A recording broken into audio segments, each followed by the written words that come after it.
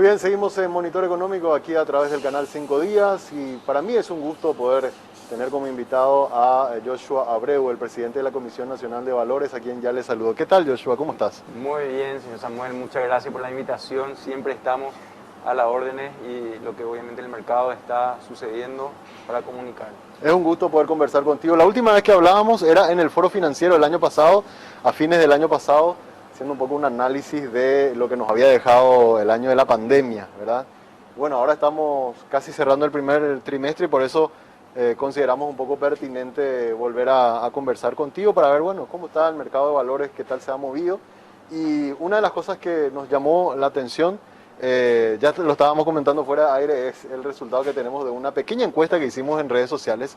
Le pido a la gente de control si nos puede pasar también. Les hemos preguntado a la gente, sobre todo a nuestros lectores, que muchos de ellos son inversores, a la hora de invertir, ¿cuál es el título que más prefieren, verdad? ¿Cuál es el título que más se demanda, verdad? O en el que más tienen confianza. Y ahí están los resultados que estamos viendo, ¿verdad? Los bonos del Tesoro, que casi un 40%, ¿verdad? Después están bonos financieros, tenemos un 22%, bonos corporativos un 33% y finalmente los bonos subordinados un 4,7%.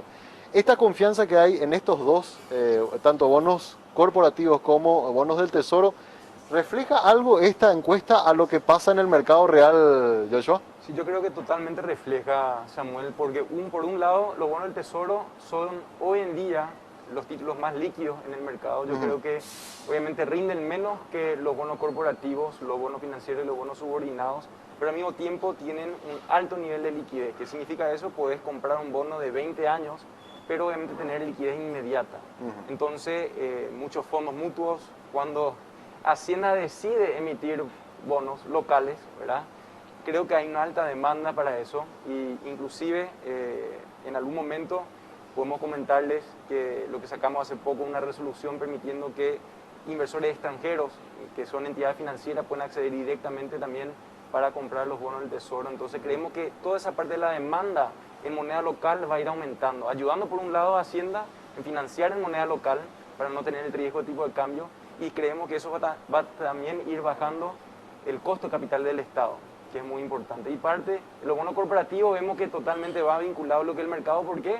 Porque rinden un poco más, ¿verdad? Que un CDA rinde un poco más que otros títulos de valores tradicionales, pero al mismo tiempo tienen liquidez, porque hay casas de bolsa que crean mercado para títulos de valores y las emisiones que en este año vemos que hay bastantes emisiones en el mercado primario y obviamente eso está ayudando a generar papel en el mercado y en ese sentido también rentabilidad por encima del sistema tradicional de ahorro, ya llevando a la inversión, ¿verdad?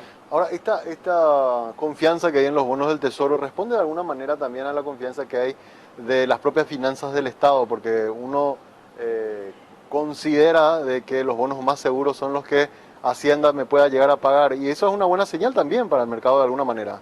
Sí, es una confianza. Yo diría obviamente que cuando vemos la curva de rendimiento en finanzas, la curva de rendimiento está basada primeramente sobre la curva soberana, Sí. que es el piso, y sobre eso se construyen los otros riesgos crediticios en moneda local, ¿verdad? ¿Por qué hablo de moneda local? Porque obviamente hay entidades que tienen un flujo de dólares capaz mejor que el Estado y obviamente no tengan ese riesgo cambiario por un lado. Y también obviamente la finanza del Estado, lo ideal, tenemos nosotros una ley de responsabilidad fiscal, siempre la regla de oro obviamente es que no se gaste en gasto corriente, sino que en gasto de capital, inversión, generando obviamente una buena gestión de esas inversiones. Y creemos que obviamente las emisiones que hoy en día tenemos para recurrir en la pandemia, para ayudar a paliar los efectos de la pandemia, que obviamente estamos hasta ahora viendo eso, es algo muy importante que las emisiones sean en los plazos corrientes, o sea, en los plazos desde hasta 20 años tenemos. Eso creemos que se puede inclusive extender a 30 años si es que Hacienda decide hacer eso en moneda local. Pero obviamente vemos que hay apetito para bonos del Tesoro y obviamente bonos corporativos. ¿Esa curva se construye con los bonos emitidos a nivel local o los bonos soberanos en el exterior? No, se construye, las curvas de rendimiento siempre son por moneda, o sea, tenemos una curva de rendimiento en guaraníes y una curva de rendimiento en dólares, ¿verdad? Y a partir de eso, vos tenés por plazo y obviamente la tasa de interés. Una curva normal sería una curva que se va en ascendencia, ¿verdad? O sea, cuanto menos plazos, menos riesgo y por ende el emisor va a pagar menos. Cuanto más plazo, más riesgo y por ende aumenta, ¿verdad? Entonces, hoy en día vemos que esa curva, inclusive desde las tasas locales, por la inflación y lo que hoy en día es la política monetaria, tenemos tasas negativas, reales, ¿verdad? Descontando por inflación. Y eso obviamente vemos por el exceso de liquidez que genera el mercado. Pero hay mucho apetito por el guaraní. Eso es algo muy importante mencionar ahora. Este año vimos que hay mucho apetito en guaraní. Uno, por las emisiones. Los emisores no quieren, la mayoría, ese riesgo cambiario cuando tienen que pagar de vuelta al público en general. Y también el público en general ahora con la apreciación del guaraní o la depreciación del dólar, ¿verdad? Quieren también y tienen alta demanda por el guaraní. Vemos que en el mercado está cerca del 95% negociado en guaraníes y solamente el 5% negociado en dólares. Entonces, vemos que acá en adelante hay un buen movimiento que se va a generar y el guaraní inclusive, por la apreciación del dólar en general, ayuda a los mercados en desarrollo. ¿Por qué? Porque cuando deprecia el dólar contra otras monedas, la gente busca rentabilidad. Por eso vemos que hay muchos inversores extranjeros, que obviamente hablamos de inversores institucionales, donde ya de una quieren buscar un alto monto de entrada para poder ingresar al mercado local. Entonces estamos trabajando con Hacienda, estamos trabajando con las entidades que habilitan esto a través de los bancos o a través de las casas de bolsa para facilitar esa entrada. En estas últimas emisiones que hizo Hacienda, ¿ya participaron inversores extranjeros? ¿Ya pudieron comprar los bonos del Tesoro desde afuera o no todavía? Desde afuera no todavía. Lo que ahora hicimos, básicamente una resolución, es habilitar para que un extranjero pueda comprar directamente desde su banco custodia, en la depositaria del Banco Central, ese título. Anteriormente habíamos creado el GDN, el Global Depository Note, que básicamente es una emisión local, luego se generaba en una custodia, se creaba un título de valor en los Estados Unidos, que era bajo la reglamentación regla S, ¿verdad? Y eso era un título privado negociado allá sobre un subyacente acá local. Es un poco complicado, Perú usó muchísimo para poder generar demanda de los bonos locales, ¿verdad? Porque el guaraní no se negocia afuera. O sea, el guaraní no es como el yen, no es como el dólar, euro, ¿verdad? O sea, no hay mercado internacional para el guaraní, por eso la liquidación se hace acá localmente. Pero hay apetito para bonos locales, tomando en cuenta, así como mencioné, la depreciación del dólar y el rendimiento y el spread entre el dólar y el guaraní, ¿verdad? Entonces, lo que habilitamos es para que los inversores extranjeros, entidades financieras, que quieran comprar, que hacen su debida diligencia ya con un banco local, ya puedan comprar directamente, en forma directa y privada, no en forma de oferta pública, o sea, en forma directa y privada a su banco local, su banco de custodia local. Eso ya es un mercado secundario. Claro, secundario, eso te iba a decir, pero he visto que en algunos casos, por ejemplo, Itaú era uno de los que estaba trabajando con ese sistema ya, ¿verdad? No sé si hay otro banco internacional con presencia local que está también ya haciendo ese tipo de negocio. Hay varios bancos, por lo menos dos que puedo pensar, uno de ellos mencionaste, así mismo es, que están buscando justamente abrir eso y están trabajando conjuntamente con Hacienda, porque obviamente la idea de Hacienda es alcanzar su caja y lo que tiene en proyectos y obviamente financiar eso de una manera más eficiente y bajando el costo capital. Hablaste, tengo tantos temas para preguntarte, Joshua, pero uno de los que me llama un poco la atención, hablaste y lo vemos, incluso acá en el programa lo hemos mencionado, el año pasado tuvimos pocos emisores y muchas operaciones de reporto. Sí. Este año estamos viendo ya una dinámica un poco más interesante en el mercado primario. En las solicitudes que ustedes reciben, ¿qué tal está la expectativa? ¿Hay posibilidades de nuevas emisiones históricas como la que tuvimos hace poco, por ejemplo, de algunas entidades del sector privado? Así mismo, sí, tenemos varias solicitudes que están en la canalización para la oferta pública. Vemos que hay varias entidades que se están queriendo inscribir como SAE o como SAECA también. Vemos que hay una apertura hacia el mercado. Obviamente, la transición primordial es en los estados financieros, porque la gente piensa, bueno, yo tengo que hacer mi contabilidad según la contabilidad tributaria, pero cuando entra al mercado de valores, ya una contabilidad financiera, que no es necesariamente igual a la contabilidad tributaria, ¿verdad? Entonces, ahí es donde hay una capacitación, una formalización con, o sea, periodicidad de informar al público en general con esa trimestralidad. Entonces, eso es el proceso que estamos, justamente tuvimos varios foros de capacitación. Este año ya arrancó la obligatoriedad de hacer la contabilidad según la norma del Consejo de Contadores. ¿Por qué? Porque queremos ir hacia las NIF, las normas internacionales de información financiera, la IFRS, ¿verdad? Justamente para tener la comparabilidad, que cuando el mercado extranjero quiera ingresar a Paraguay, puedan ir comparando estados financieros. Y ya estamos estandarizados también con esas normas. Está estandarizado. Entonces, exacto, hay un trabajo ahí, hay varios nuevos emisores que están entrando y obviamente todo lo que se viene de parte de los fondos. Ya se inscribió el primer fondo de inversión inmobiliario, ya están empezando a colocar en cuanto a eso, buscando los proyectos y creemos que justamente va a haber un crecimiento y vimos luego en la parte de fondos, hay un crecimiento tremendo en el año pasado y sigue eso en este año. Rodrigo Callizo estuvo presente también en este programa hace un par de semanas y nos había lanzado algo que nos llamó la atención y ya aprovecho para preguntarte también, nos había mencionado de que hay la posibilidad, no sé si ya inició el proceso de documentación de eso, de que hayan 4 nuevas casas de bolsa. Oficialmente ya presentaron solicitud esas 4, porque me hablaban de 2 entidades financieras y 2 incluso del extranjero. Sí. Oficializaron en cuanto a borradores. Normalmente cuando alguien quiere empezar un proceso, en vez de hacer firmar todo, pasar por registro público, cambio de estatutos, todo eso, trata de llevar a la CNB y pide una solicitud para revisar los borradores. Entonces, obviamente hacemos a todas las entidades en cuanto a las personas que quieren ser SAES, SAECAS, traemos todo eso y brindamos ese servicio porque realmente es una ayuda en cuanto al conocimiento. Obviamente entidades como la SEC en la Estados Unidos no hacen eso, pero como estamos en el desarrollo de este mercado, claro. Ayudamos para eso, ¿verdad? Entonces tenemos borradores, pero no se oficializó esa solicitud de inscripción. Pero si hay interés de 4, o, sí. O habría más. Justamente ayer se oficializó una nueva compra de una acción de la bolsa que podría llegar a ser una solicitud para encarar otra casa de bolsa inclusive. Habría una más. Habría Sí. una más. Lo que nosotros vemos es, obviamente, en cuanto a intermediadores de valores, o sea, la función de una casa de bolsa es intermediar valores. Claro. Aparte de eso, ayuda para generar liquidez en el mercado. Lo que vimos con Reporto, lo que vimos con mercado secundario, inclusive ayuda a traer nuevos emisores al mercado, porque una de las funciones es como la parte de banca de inversión, o sea, traer una nueva persona y una colocación, hacer agente colocador dentro del mercado primario a nuevos clientes, ¿verdad? Como, por ejemplo, mencionaron desde Banco Itaú, que quieren traer a nuevos jugadores al mercado. Creemos que eso justamente, cuando más jugadores vienen, cuando más competencia hay, debería ayudar a la agilidad del mercado y obviamente a la expansión de la base de inversores.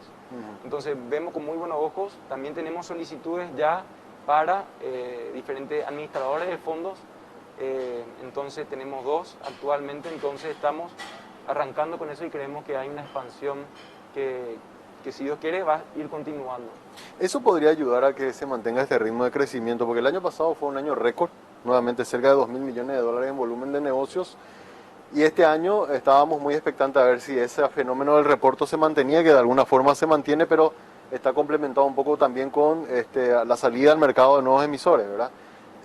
¿Ustedes qué expectativas manejan? ¿Tienen alguna estimación de volumen de negocios para este año, presidente? Sí, lo que nosotros vemos es, este año actualmente estamos cerca de los 3.8 billones negociados versus 2.5 el año pasado. O sea, tenemos un crecimiento año interanual, ¿verdad?, de 65% comparado ahora de enero a marzo. Claro. ¿Verdad? Que creemos que obviamente eso va a continuar, inclusive posible crecer, porque cuando vemos que el volumen suele ir aumentando en el periodo del año y especialmente al final del año, creemos que eso se va a ir fortaleciendo, inclusive cuando hay más emisiones, lo que mencionamos, los bonos del Tesoro, cuando mencionamos que posiblemente haya grandes emisiones, si Dios quiere bonos ODS también, todos los inversores extranjeros que tienen un foco en mercados emergentes, hay apetito para Paraguay. Eso no significa que obviamente no tenemos cosas que arreglar internamente hablando de Paraguay en general, claro. Pero obviamente desde el mercado queremos facilitar o tratar de ayudar a los jugadores que quieran ingresar y obviamente los inversores que quieran venir. Así mismo. Y justo uno de los temas que el año pasado conversábamos, presidente, tenía que ver con el caso de algunos emisores que tuvieron algunos problemas de pago. Por suerte, eso por lo menos nos generó un efecto de que haya mermado un poco el ritmo de de negociación en el mercado de valores, pero ¿qué pasó con esos casos? ¿Se llegaron a solucionar? ¿Se llegaron a pagar? ¿Cómo quedaron esos casos? Bueno, con varios casos no se llegaron a pagar, sí en el proceso de convocatoria de acreedores, Ajá. como mencionaste, cualquier impacto, porque cuando pensás en la cantidad de inversiones que hoy en día tiene en la capitalización del mercado, cerca de 1.5 billones, o sea, 1.000 millones de dólares, hablando de bonos, y lo que cayeron fueron cerca de 380, cerca de 400.000 dólares, o sea, Ínfimo. es ínfimo, pero Sí. al mismo tiempo cualquier caída genera una falta de confianza y el mercado Claro. se construye sobre confianza. Claro. Lo que nosotros vemos, y obviamente hay temas que seguimos nuestro proceso administrativo en cuanto a posibles sumarios a entidades que estaban involucrados, en cuanto a una falta de gestión correcta. Nosotros seguimos en ese proceso y obviamente tomando medidas correctivas para que funcione correctamente el mercado. En cuanto a lo que mencionaste, las entidades que cayeron eran de alto riesgo. Como mencioné, eran de calificación B. Y eso hay que, obviamente la educación financiera es crucial acá. Y cómo se ofrece el título es crucial. Entonces sobre eso seguimos trabajando para poder asegurar que la casa de bolsa, la entidad que le ofrece los títulos a los inversores, hace de una manera transparente y correcta, ¿verdad? Claro, Entonces, claro.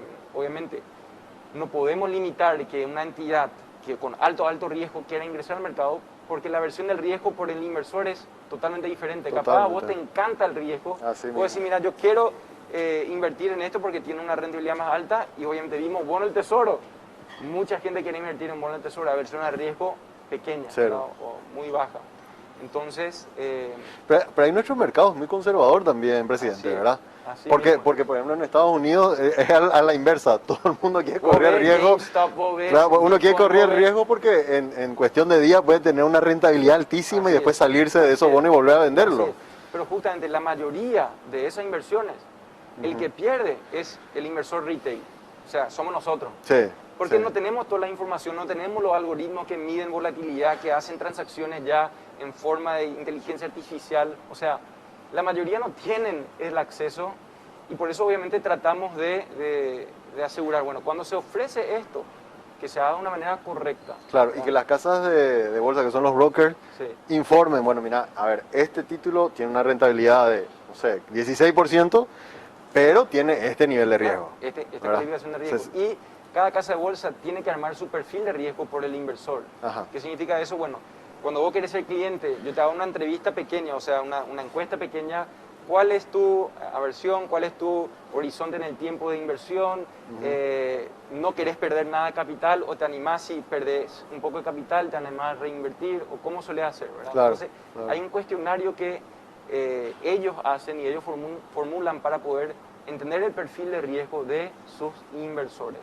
Y eso tenemos reglamentado para que cada casa de bolsa pueda hacer eso. Y también tienen que categorizar si son inversores calificados con un nivel alto de patrimonio o ingresos altos, que puedan solventar pérdidas, versus si yo tengo un ahorro que tengo, pero no es comparado con el límite de inversión. Mi perfil no entra para no meterme en este nivel, claro. Que puede borrar, porque cuando hay una pérdida se borra esa rentabilidad. Totalmente. Pero en el gran esquema de tu portafolio, si tenés una inversión grande, nos genera un impacto.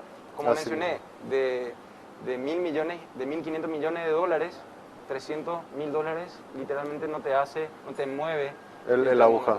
Así es. Una de las cosas que nos preguntaban en redes sociales en estos días, presidente, tiene que ver con este proceso que veníamos hablando de digitalización de los certificados de depósitos de ahorro. No sé cómo quedó, si estamos ya cerrando ese proceso y la custodia de eso. Si podrías explicarnos brevemente a ver cómo quedó ese tema. Bueno, los CDAs, ¿verdad? Los certificados de depósito de ahorro, justamente son parte de un mecanismo de captación y de ahorro del público en general, ¿verdad? Que es algo muy importante, guardar y ayudar al crecimiento, porque el sistema financiero tradicional obviamente ayuda a fomentar el crecimiento de la economía en general. Y el CDA es uno de los títulos fundamentales de captación, ¿verdad? Justamente de los bancos. Entonces, hoy en día, ese proceso de desmaterialización creemos que va a ayudar en la eficiencia, que va a ayudar en bajar costos en parte al banco, sacar papel, ¿verdad? Todo eso es muy importante. En cuanto a lo que vemos actualmente, justamente hoy tuvimos una reunión con el BCP y la SOBAN y la CNB para empezar de vuelta las charlas en cuanto a la negociabilidad y cómo sería el proceso de desmaterialización desde su incepción, ¿verdad? O sea, la creación de un certificado de depósito de ahorro electrónico. Entonces, ese proceso ya arrancó de vuelta. Hay un calendario, si Dios quiere, de reuniones que queremos justamente mantener para tener un diálogo entre el mercado, que hablamos del sistema financiero, y el Banco Central y la CNB. La CNB entra por el parte de títulos valores, que el CDA está reconocido como un título de valor por parte nuestra y la oferta pública de eso, en cuanto al título de valor cuando hay una oferta pública de eso, ¿verdad? Entonces, lo que nosotros vemos actualmente, desde la incepción va a tardar un tiempo. La custodia es algo muy importante también. Hoy en día la custodia tiene cada persona. O sea, vos tenés un CDA de tu banco, tenés dos opciones. Claro. Puedes llevar a tu casa de bolsa donde te custodian, puedes llevar a tu casa donde tenés la custodia, donde te pueden robar, donde puedes perder, donde puedes, obviamente, y después solicitar reimpresión, etcétera, etcétera, ¿verdad? Esa custodia hoy en día está muy descentralizada, ¿verdad? Para poder negociar eso correctamente, hay que ver una entidad de anotación en cuenta. En el artículo 115 de la Ley del Mercado de Valores, artículo 115, habla que la CNB puede, obviamente, otorgar la licencia de una caja de valores u otras entidades que obviamente pueden llevar la anotación en cuenta de títulos valores del sector privado. ¿Okay?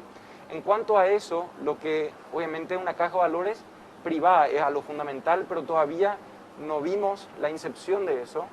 Nosotros ya otorgamos bajo otras entidades autorizadas a la BBPASA para llevar la anotación en cuenta, justamente, y creamos eso para lo que fue la desmaterialización de acciones. Sí. Acuérdate que las acciones son cartulares muchas veces y justamente ya generamos un proceso de desmaterialización o de digitalización de esas acciones. Ya hay una experiencia en eso. Ya hay una experiencia. Claro. Inclusive hoy en día la BBPASA ya custodia todos los bonos, que cerca de 1.500 millones de dólares tienen custodiados digitalmente ellos, ¿verdad? Entonces, tienen la experiencia de la BBPASA, está haciendo eso perfectamente. Y en la ley de sistema de pago, la 4595 del año 2012, en el artículo 2 y en el artículo 7, habla que la CNB va a reglamentar cómo se hace la parte de la liquidación y la custodia de los títulos privados. Entonces nosotros vemos que obviamente, en cuanto a eso, cuando una entidad solicita a la CNB esa posibilidad de ser una entidad de custodia o de liquidación de esa, o sea, ser una entidad de anotación en cuenta, mejor dicho, ¿me explico? Porque puede ser una entidad de anotación en cuenta con la liquidación y compensación de esos títulos privados, tiene que solicitar a la CNB. En cuanto a eso, obviamente no tenemos una solicitud per se ahora, pero si llegan a solicitar alguna entidad, obviamente tenemos que analizar sus sistemas y ver cuál es la materialidad, cómo está su tecnología, o por lo menos ver el patrimonio que tiene. Claro. En eso es algo muy importante. En cuanto a CDAs, específicamente, que una entidad privada ahora, que por ejemplo se conforme y se dice, esta entidad va a tomar la anotación en cuenta de todos los CDAs, que son todos los clientes de todos los bancos, va a ser muy complicado, porque genera muchos celos y ahí obviamente va a trancar el proyecto. ¿Me explico? Sí.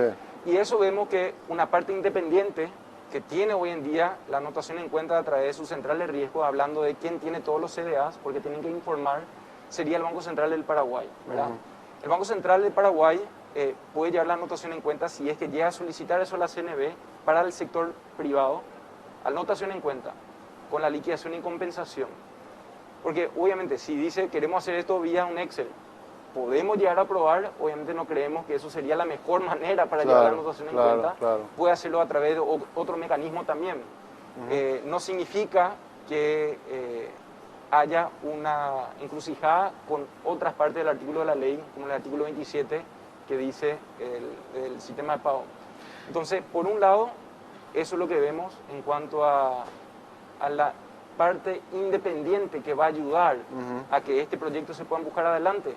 Porque si también decimos que hoy todos los CDAs que se negocian y hacen la anotación en cuenta tienen que ir a través de la BBPASA, nunca va a pasar eso. Va a ser. Nunca va a pasar. Y nunca vamos a terminar en este proceso. Nunca vamos a terminar. Y para cerrar nomás, porque me llaman también para ir al corte. Entonces, todo este proceso, así en la manera que están trabajando y con las reuniones que realizaron el día de hoy, y seguro la van a seguir haciendo, ¿ustedes creen que se pueden comenzar a transar esto en el sistema electrónico ya para este año o iría para el año que viene?